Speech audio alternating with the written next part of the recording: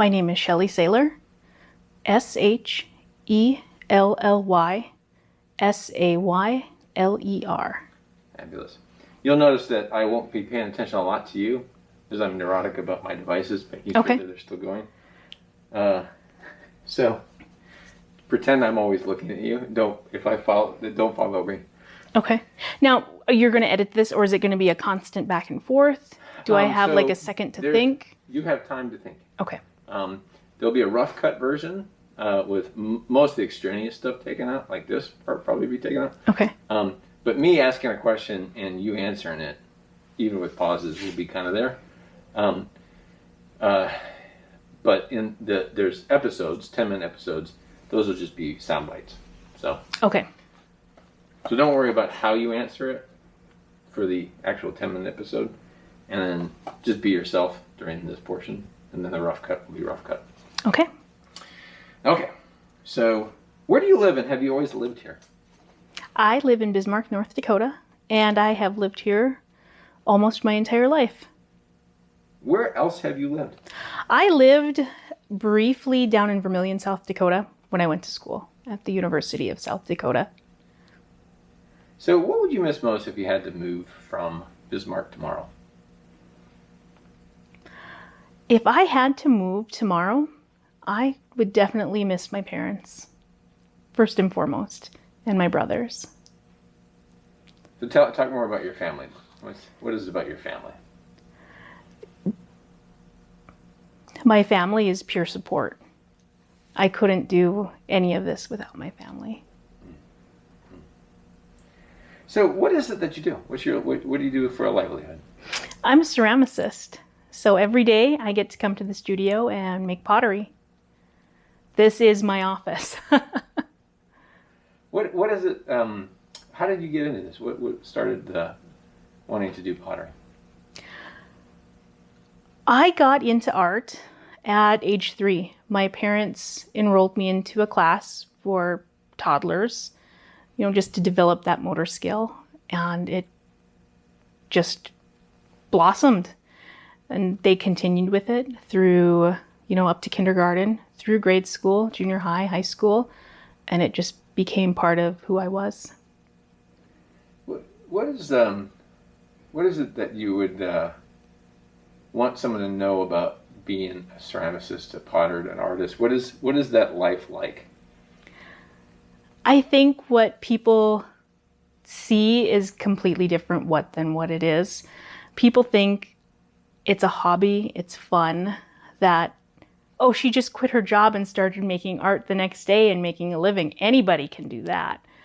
And it's not that at all. It's hard work, it's long hours. Coming up with a new pot, it's a lot of thinking, a lot of design, a lot of trial and errors. I would say I have more fails than successes just in my art alone. And then trying to turn around and market that and sell it and make people excited about it as I am. That's what it is. It is enjoyable, but not at that hobby level or not at that therapy level. It's something more intense.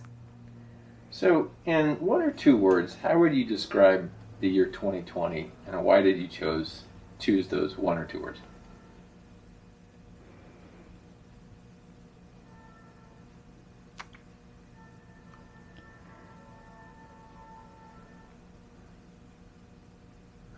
"2020, I would say, for me in my life, is almost a rebirth or a big transition. Why I would say that is I've had to completely change the way I think, how I approach business. I've really had to shift towards internet sales of my pottery instead of relying on shows. And it really made me stop and think about how much a brick and mortar shop would benefit me compared to going to the large shows, at arenas where there's multiple vendors. So, describe the moment COVID-19 became real to you. The moment COVID became real to me, I was actually in Fargo doing a huge show, the Unglued show at the Plains Museum. And during a lull, I would check my phone and I would see what was going on and how they were able to build a hospital in just mere days and how people were dying. And I thought to myself, oh, that's not good. As I'm sitting here in this huge vendor show with people around me everywhere, no masks, no gloves, not thinking anything about it. I think that's when it hit me that in the next few weeks, things would definitely change. How did that make you feel? Scared, excited. At the moment, it was almost dreamlike. Like, I've seen this in movies, but now I'm seeing it right here in front of me. Like, nervous, scared, so many emotions. I can't even list them all. So how has your daily life changed? How did it change at first? The funny thing is my daily life hasn't changed at all. I work here. I come here every day. It's only me on a rare occasion. Well, not rare occasion. On occasion, my father will come down and help me with a project or work on something of his own. So I've been able to continue doing this. My husband's continued to go to work every day. So nothing's changed. Have you noticed any new habits or routines that have emerged because of the pandemic? For us, I used to like going out. I guess some things have changed. For us, I like to go out, but now we don't. We stay home. We talk to our friends on Zoom, have Zoom meetings. And I've completely lost the urge to put on my fancy clothes and put on, get the purse that matches, do all of that stuff. It's like, my loungewear is comfortable. It's so embarrassing to admit, but I'm sure the whole country pretty much has the same tune. Is there any of these new habits, routines that you plan on keeping? I don't know. The Zoom meetings have been kind of nice just because, we don't have to go out for that $5 coffee. We can do it at home with our own coffee or... That's a good question. That is. So now that we're about 120 days into this thing, what's daily life like now? Well, daily life now, after we're about 120 days into it, is pretty similar to how it was when I started. Everything, my schedule has stayed exactly the same. I still see my family. I don't go out as much, so I'm not seeing those friends besides on Zoom. But other than that, as far as my work schedule and my family schedule, it's the same. So what's been the biggest challenge for you throughout the pandemic? My biggest challenge throughout the pandemic has been staying motivated. I've really struggled with shutting down. I would kick in production full gear because I knew I had a show a month out. Or, I had this huge show coming up I was so excited for and waiting for it to be announced that it wasn't happening. And there were a lot of setbacks, a lot of mental setbacks. It was just really hard to get productive. There's a sign that I look at every day through my window while I throw pottery. And it's on an old apartment building, and I'm looking at it right now. It says, "For sale," with another kind of makeshift sign that says "door blocked," and a sign below that says "warning, this is not an exit," or "this is not an entrance." And seeing that every day it really got to me. Does that make you emotional? So looking at those signs every day really made me emotional because I'm going on my 3rd year as a small business owner, and things were going great. I was having so many opportunities pop up, and looking at my books, my numbers looked great. And I had projected that 2020 was going to be this amazing year.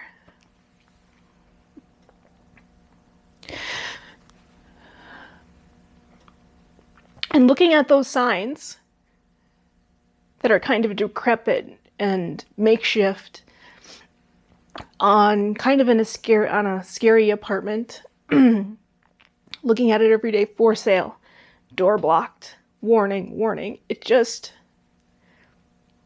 that's what I looked at every day. And I still do. I need to put something in that window. It just, subconsciously, I didn't realize it until a few weeks ago. And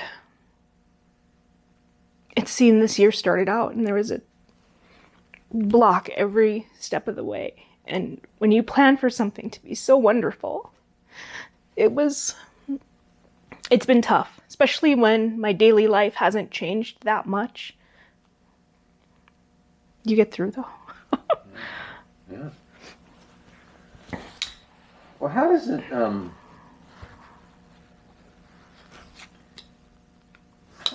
how does this compare to any other big challenge you faced before?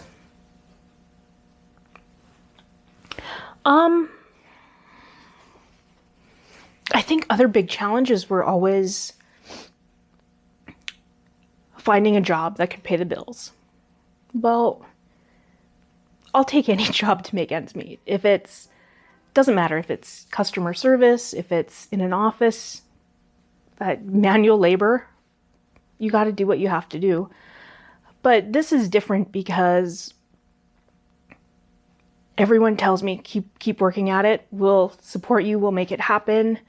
And it's so different. The support has been unreal. But it's so scary at the same time. I have to stop looking at those signs. Well, how do you think daily life's going to feel like 2 years from now?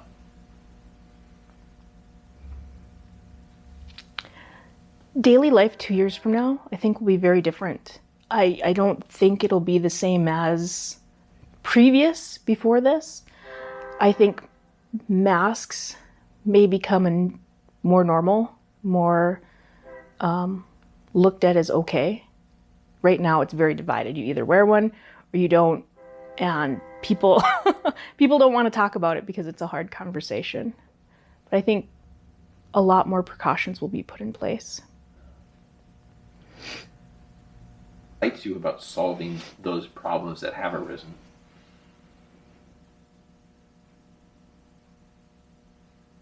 And it doesn't have to excite you. That's kind of whatever it needs to be. So being an artist during the pandemic right now, so many things have changed. I think the community is calling on artists to make, I don't even know how to put this into words.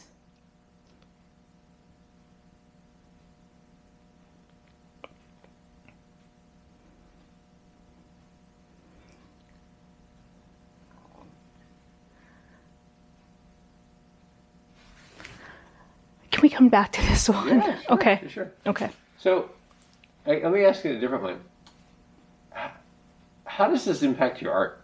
How does having to deal with all of this, all of the challenges, the shows going away, the stress, having to go internet, and then the expectations that society has on artists for helping express emotion. Have you seen it impact your art?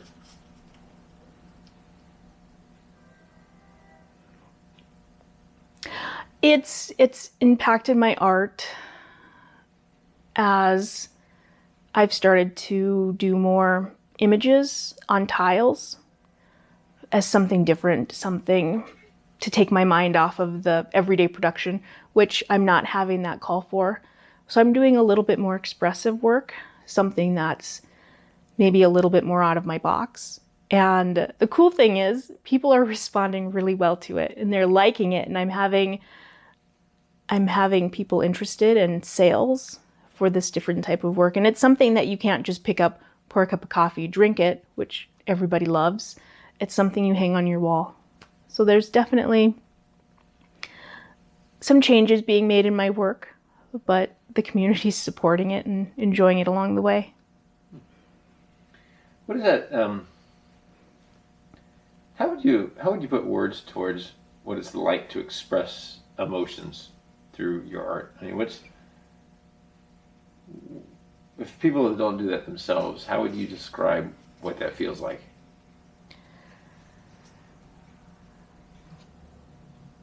I think expressing my emotions through my work, through my art, probably relates to someone going to the gym every day and lifting heavy weights to get that out because it releases endorphins. This does the same thing. If I have a great day in the studio, my husband comes home from work and he knows, he can tell. There's a glow that comes about you. Or, when people do sports and they get those releases, it's the same thing. On a bad day though, it's not good. It's frustrating. It's frustrating, but rewarding when you figure it out. So, about a month ago or so, we saw a whole new issue rise over in Minneapolis, which then spread in terms of conversation and protests and dialogues and actions. So, what was your reaction to the George Floyd incident? And then how would you describe how the Bismarck community has reacted to everything that's come to the forefront because of that incident?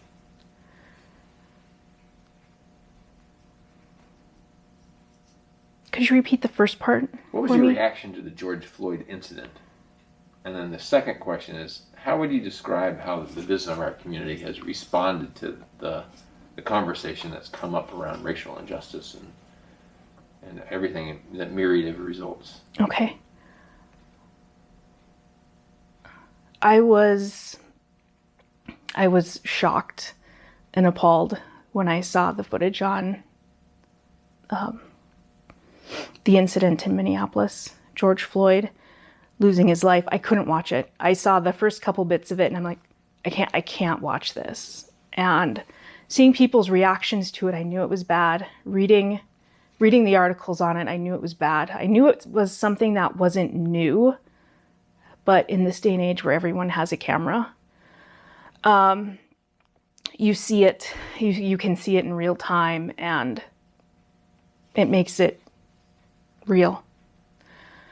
As far as how our community here acted towards it, we did have a few gatherings, protests. The community parts of the community came together, and it seemed loving and wonderful, and a very nice memorial to him and showing that there is a problem. All right, why don't you talk? Just say hello for a second. Hi. Hello. All right, good. We're rolling again. Okay. So then how would you characterize how the Bismarck community reacted to George Floyd incident as well as the Black Lives Movement that's risen? Bismarck, as a community, about the George Floyd incident and the Black Lives Matter movement, is very divided. I'm sure it's that way in every community, but it's so divided that it's gross. I look on social media, just like everyone. I read comments, maybe read too many comments, but just the things people are saying, what neighbors are saying to each other, it's gross and ridiculous. And I think people are not having the hard conversations with each other. They're just pointing fingers. And I'd like to say Bismarck is this wonderful community where everybody loves and supports everyone. And there's a huge part that does, but there's also a huge part that doesn't. And that's where the finger pointing and the name calling and the prodding and just everyone's just trying to get, I shouldn't say everyone, there's a large part of the community that's just wanting to start a debate. Not a debate, but just, I don't even know how to put it into words, just the back and forth. They're missing the entire point of the situation. So how would you characterize how they miss it? Just the fact that they're not talking about it, or they're just wanting to go after the conflict? I think they're missing the entire point by just going after the conflict. No one wants to take blame. No one wants to say, I'm part of the problem. We're all part of the problem. We can all do better. We can all evolve. We can all lead by example.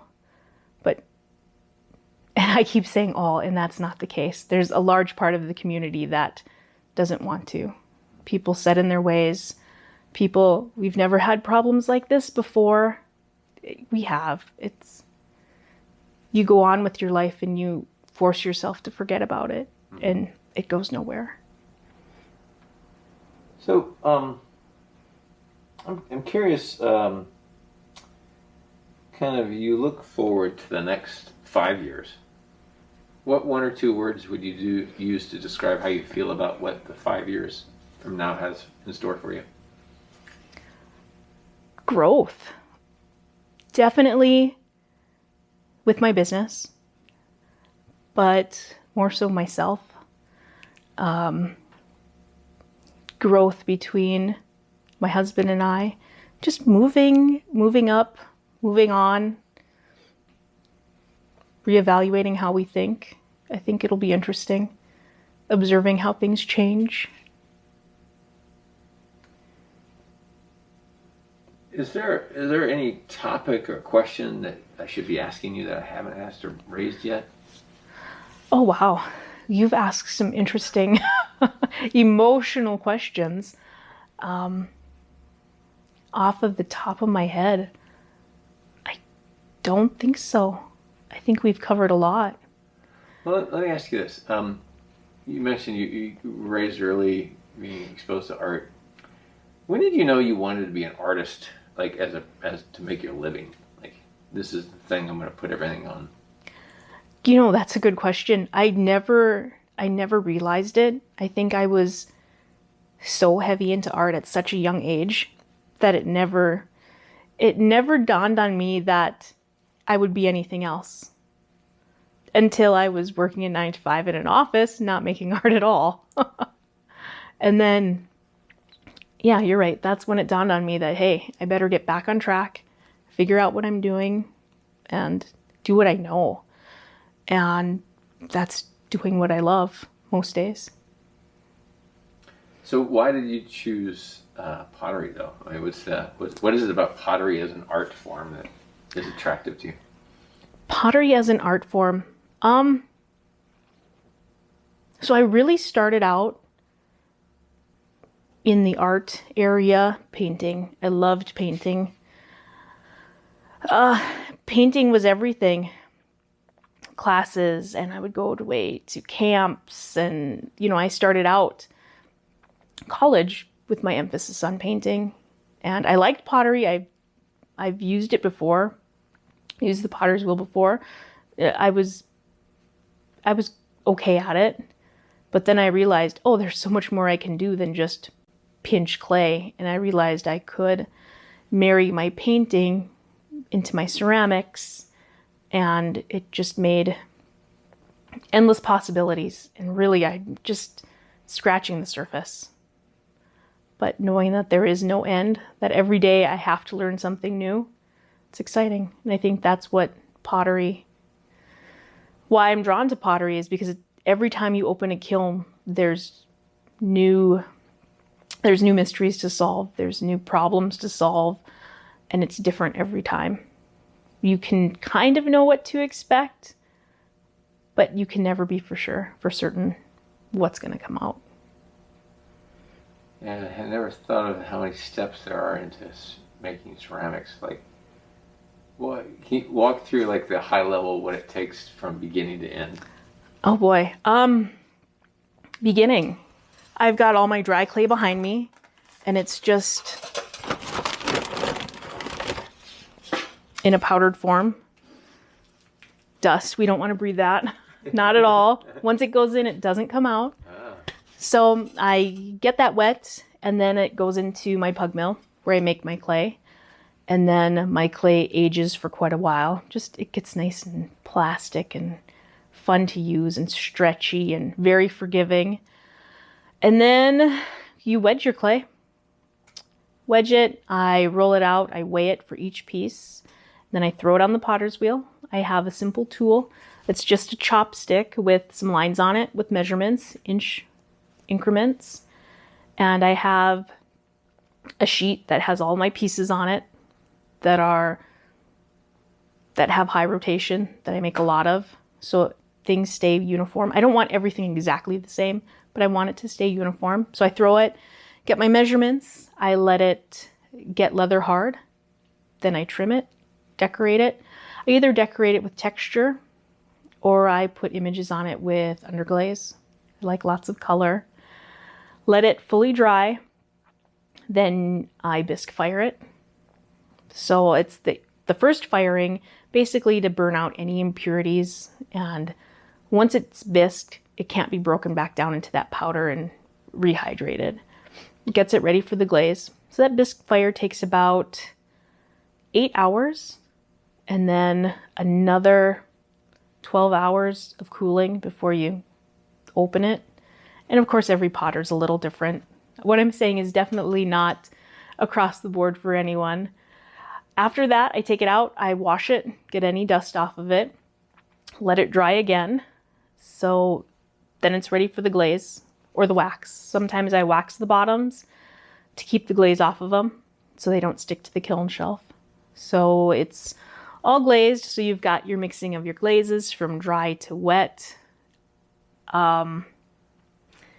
Dip them, pour them, brush them. It's glazing probably takes me the most time as far as a single step. So once they're glazed, I make sure the bottoms are wiped off, of course, so they don't stick to the kiln shelf. And then I let them dry again. So that's usually another 12 to 24 hours, just because when you dip them in the glaze, they get wet again. And then I stack the kiln. And of course, nothing can touch or they'll weld together. And that firing takes about 12 hours. And then that's a good 24 hours before I open that kiln. I fired to cone 10, which is roughly 2,345 degrees. So it is glowing hot. Great in the winter because it gets nice and warm down here. Awful in the summer because it gets above 95. And that's so the kiln, after cooling, I open it. I like to sand the bottoms just so you can set it on your table and it's not going to mar up the table, or have it in your hand. It's not going to be rough on your hand. And then it gets ready for being sold. So I take photos of it in a photo booth, or if the light's right outside, I can set up some shots out there. And it's either packed up or it's put online. So that is the life of a pot. I don't think I've ever had to break it down before. But yeah, there's a lot of steps. A lot of work that goes into each piece. All right. I guess the last question I have for you is, this is going to be pushed to the internet. It'll live up on the internet. We don't know when people will watch it, where they're going to watch it, how they're going to watch it. We don't know if it's going to be right when it gets published or years from now. So it's kind of like a time capsule. Okay. What's the message that you would want to share with someone's watching this right now? If they got to this part, they're watching you and they've heard your story. What's the message you would want to share with them?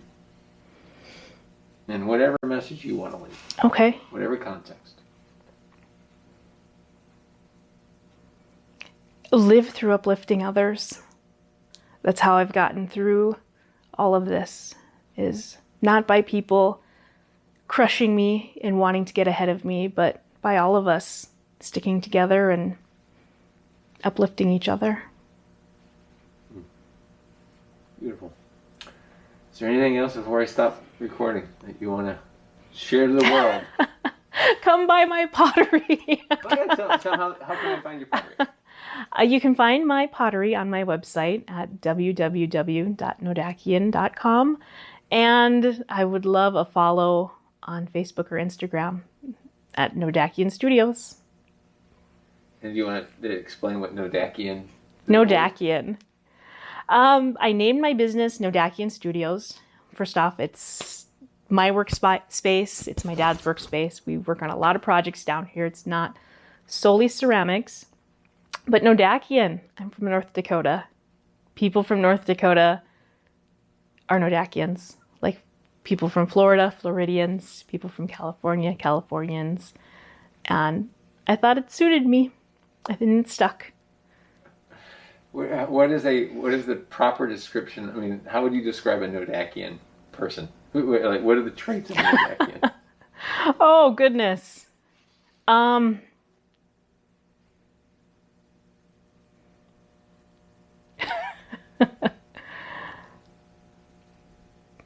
Friendly, apologetic, a lot of what else? It's hard to describe yourself when you're surrounded by people like you. We're definitely different from the rest of the country. So that movie Fargo, that came out way back when. It came out and all these people in North Dakota are saying, I don't talk like that. We don't talk like that. We don't look like that. But yeah, we talk like that. We look like that. It's not a bad thing. It's where we are. It's what we do. I'm kind of trying to hide mine right now, but when I'm relaxed, oh yeah, definitely, you betcha, all that stuff comes out.